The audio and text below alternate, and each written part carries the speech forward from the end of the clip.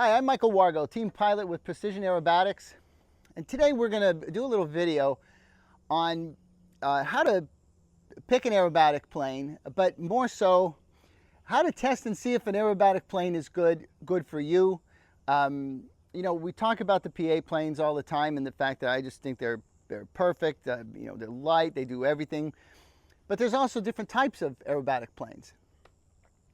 So let's say you've purchased an aerobatic plane, or you're trying one because you want to buy it. How do you know whether it's any good or not, especially if you haven't flown it or if you've just flown it once or twice? Well, there's a way to test to see if this thing is any good and see if it's something you're going to like. A big part of 3D aircraft, once you know it's a good airplane, is seeing if it's exactly right for you. A lot of it depends on what you want to do with it. And of course, there are different types of 3D aircraft. This is the Addiction XL, and this, of course, is really absolutely designed for low, slow stuff. Okay, this is the Katana 60, and this is built for something a little bit different as well.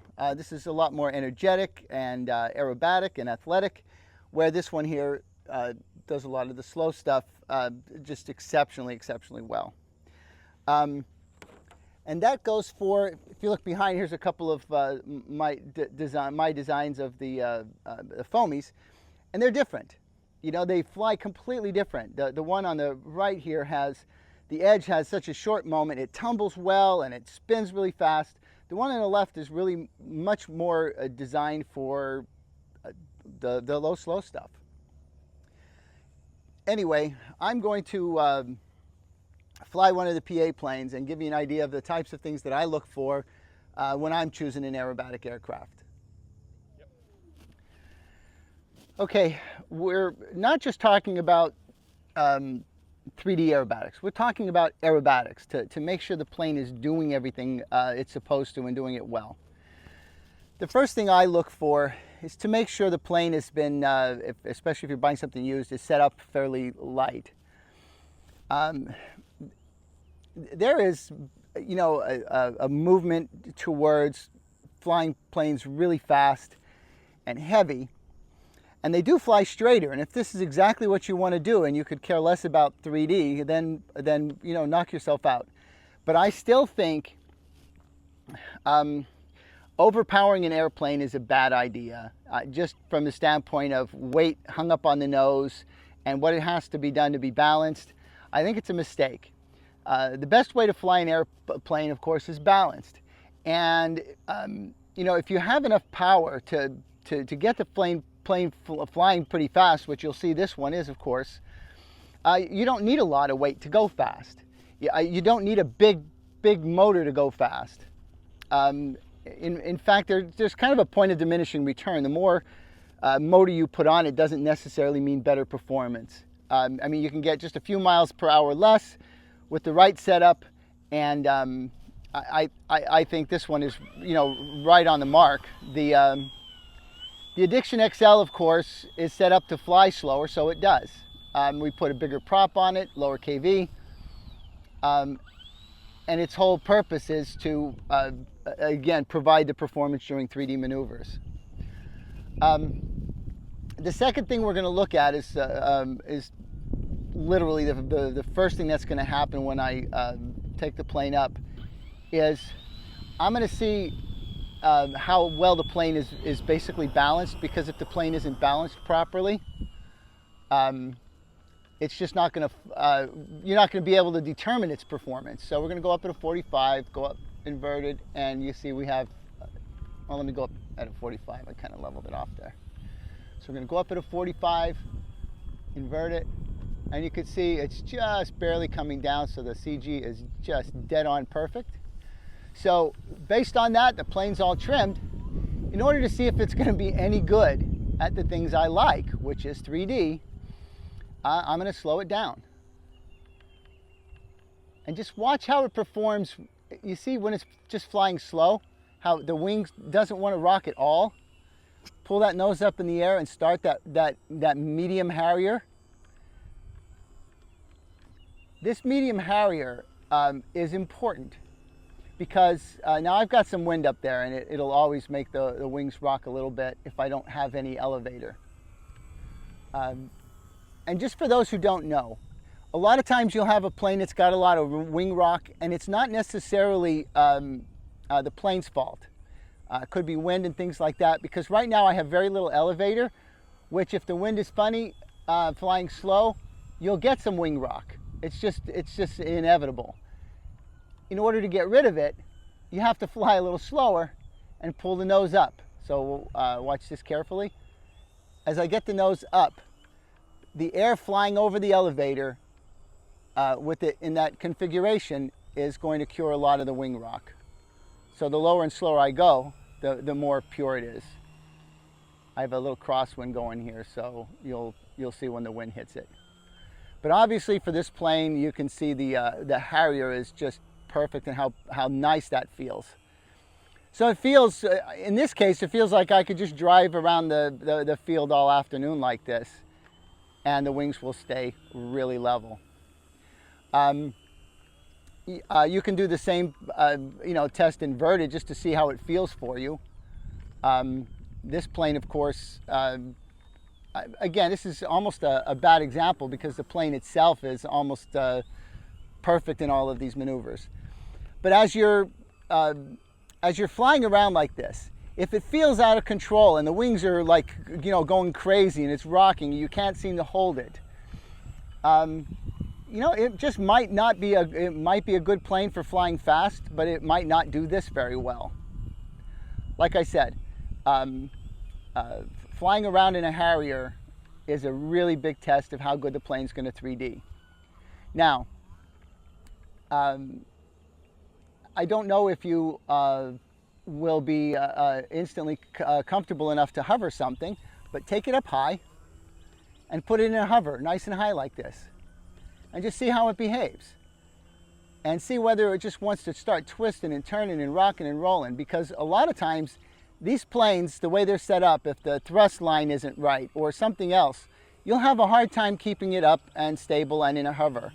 And instead of having a plane that's going to fight you the entire time, it's better to get something that is really going to make you look good. Again, all the PA planes, they do make you look good because they're all set up so well. So again, go around, try it, put it up in a hover, see how it feels, and see how this one's just almost automatic. And it just does exactly what it's supposed to do. Another thing that you really want to do with an aerobatic plane, if you're looking for something, that's fast. As you're flying fast, get those ailerons going. See if it's going to be snappy enough to make you happy. In this case, that's plenty fast enough to keep me happy. When a plane is doing point rolls, a lot of planes will have drift. In other words, right here, stop. See it, dead stop? That's really important to me because I've had several aerobatic planes in the past, and even some of the prototypes of the ones I designed, couldn't get the ailerons to really stop that well. It's a lot of times it's a servo issue as well. But you can see once I put it on point with no gyro, also, once I put it on point, it stays. Try it again. Here's what I mean. Stop. Time remaining 3 minutes. Important. Another thing you need to do to check is we need to check on high rates for any coupling issues with the elevator. Watch, straight up. See that? If you pull on the elevator and the airplane starts to just drift to the right or left, or immediately turn to the right or left, I'll see if I can just do it manually to show you what I'm talking about. You have one of this. See, as I pulled up, the plane moved to the left. Of course, I did that on purpose. But you have to watch for that because a lot of times there's coupling between the elevator and as you can see with this one, it went absolutely straight up. And that's what we're looking for. For me, You know, flying straight lines is important. Time remain flight mode 2. This plane, like I said, is plenty fast. Flight mode 3. Lots of power, tumbles well. But ultimately, you know, this plane needs to fly straight. When I need it to go straight, it needs to fly straight. So that's another test that you should perform on the aircraft is, you know, fly a simple aerobatic maneuver like a Cuban 8 or something like that. So fly up, pull it over the top, on its way down, roll it over, and see if it's easy to keep the line straight. Obviously, this one does it very well, but a lot of times it's a little difficult. The heavier planes seem to do a little better with this. Same thing with tumbling. You should at least try it. Get up, get the plane over. Flight mode 3. Time remaining 1 minute. See if you can get that to be nice and tight. I would try all of these things. And then at the end, you can ascertain exactly how this plane feels to you. But more than anything, try the maneuvers you like, try the maneuvers you're good at, and make sure the plane behaves. A real big one for me, of course, is if I'm going to do a rolling Harrier with an aircraft. 30 seconds. It's obviously important that the thing just, you know, locks in. And obviously this one is a PA plane and it locks in. 20 seconds. It is very difficult with a heavier airplane to get it to lock in and roll slowly like that. Sometimes it's a matter of just, you know, adjusting the ailerons a little bit. I prefer that not to be the case. But again, get it to roll, make sure the nose is nice and high, and even if you're really not good at a rolling Harrier, just try the first couple and let the plane rise a little bit. But watch the ailerons. If they're really, really fast, be careful.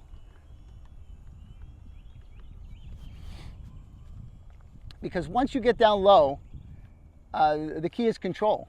The key is being able to control the aircraft. And the key is to be able to, if I'm really low to the ground, like this, as I'm getting lower, this plane has to be predictable.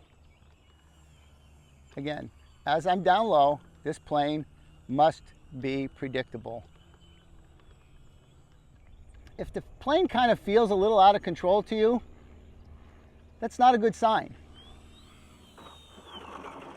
And a lot of time I'm flying other people's planes and things like that. As I get the plane down low and as I start getting it rolling, I just don't feel like I have control over the roll rate and everything like that.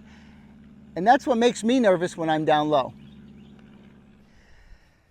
The fact is, you know, these airplanes are not just, you know, if you see large surfaces, it doesn't necessarily mean it's a good 3D plane. It doesn't necessarily mean it's a good aerobatic plane. It just means the surfaces are big. The way the plane is designed is going to determine how fast the wings go, how easily the tip stalls. This plane here, like I said, is designed so well that, you know, it's been tested exhaustively to make sure it performs the way that we're expecting it to perform. But, you know, there's a lot of models, you know, just being thrown together and put on the market. They look good. They pay more attention to the aesthetics than anything else. And that doesn't necessarily turn into a good airplane. With the foam airplanes, with the foam 3D and aerobatic airplanes, you got to be kind of careful because the solid foam ones, the ones that are designed like, gosh, there's just a ton of them that, you know, thick foam, the heavy EPO foam. These things tend to be heavy. You know, they just don't do enough to lighten them up. The ones that I assisted on the design, the only thing I did with those almost exclusively was try and find ways to lighten them up, because the heavier they are, the performance just degrades like crazy. That's why if you are a 3D pilot, 8 out of 10 of those big foam planes just don't seem to want to 3D very well. Doesn't mean you can't hover it, doesn't mean you can't tumble it, it doesn't mean it doesn't fly okay. But one last thing, servos are extremely important. We talked about the drift on point. 80% of the time it's due to the servos just not centering or stopping or coming out at the right point and staying there. Part of it is the aircraft, but definitely a big part of it is the servos. So make sure if you buy a plane from somebody, you check the centering on all the servos. When you release the stick, let me show you here quick. When you release the stick, does it come exactly back to where it was? And you'd be surprised how many of your foam airplanes will not do that. They won't come back right to where it starts. Half the time it's the servo itself. The other time, the hinging on some of the foam airplanes is a little tight. So it just doesn't allow it quite to come back to level, but it's something you definitely need to check when you're doing it. This stuff is not just important for point rolls. If I'm going to take off and I'm going to stay low on takeoff and turn it on its side, which I do quite a lot on my takeoffs, I just need the aircraft to do exactly what I'm expecting it to do, which is right after I lift off, it's going to go and stay. The last thing we want to check, it's not bad if the plane, when you first buy it, has some coupling. But when we get on knife edge, it's important that this ultimately happens. I don't know if you can see how absolutely dead straight this thing is. But it's holding completely. And as I, push the airplane around or do anything like that, it's going to stay beautifully straight. Now this particular one, if you watch, I started it up high, and this is where the coupling gets really exaggerated. See, like right here, you'll really see it. And this still surprises me at how really nice and straight this thing stays. But if the plane will do a few things. If it's a bad aircraft, as soon as you turn it on its side like this, it'll start rolling in one direction or another. The other thing it will do, which that can be mixed out if it's slight. Minus 10 minutes. This one was straight right from literally from the first flight. As I turn it over, it might start pulling this way, pulling towards the canopy or towards the gear. It might be pulling that way. You put it on its edge and it's going around in a circle. So if it has excessive coupling without any mixing at all, it's going to give you trouble with everything. In other words, if you don't mix it out, if you just go on do a point roll like this, the plane is going to go offline, and you're not going to be able to fly a nice, real clean line. Or if you want to do a nice long slow roll or something like that, is the plane going to stay straight? There's nothing more annoying to me than a plane that has excessive coupling. Again, these straight lines, remember we did the test before with pulling straight back? Well, a plane that has coupling issues, even if you do a nice slow gradual turn upwards, it's going to start coupling. It's going to start pulling to one side. Again, watch the plane very carefully as you're flying it, and feel anything that just feels unusual. One of the things you have to watch for right away is the ailerons feeling like they're a little out of control, like they're just too fast, too twitchy, or the plane not stopping when, as you're going back, if you're making excessive adjustments. Last but not least, an aerobatic plane that's not set up properly, believe it or not, will have a little trouble landing. You'll see when you start getting close to the ground, it'll kind of nose over, or it will just behave a little erratically at the ground. If you saw the landing, the other landing that I did, you could see how this plane stayed just like this and just settled in. And ultimately, that's what we're looking for.